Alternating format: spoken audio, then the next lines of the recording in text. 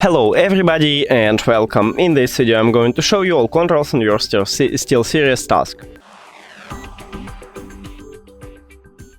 And right here at the left headphone we have this multifunctional button.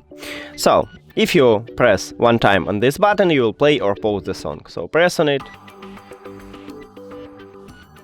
And I'm just pause the song, press again. And you will play a song. To play next track, you should press 2 times on the multifunctional button. 1, 2.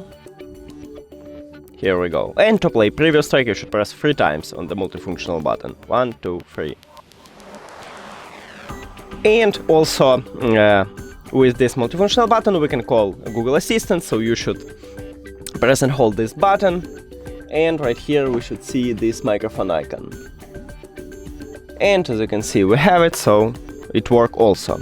And the last one what we have is this slider is to mute and unmute the microphone, so slide up to mute the microphone and slide down to unmute the microphone. That's it. Thank you for watching this video. If you found it helpful, please consider subscribing to the channel and leave the like on the video. It's really important to us. See you later.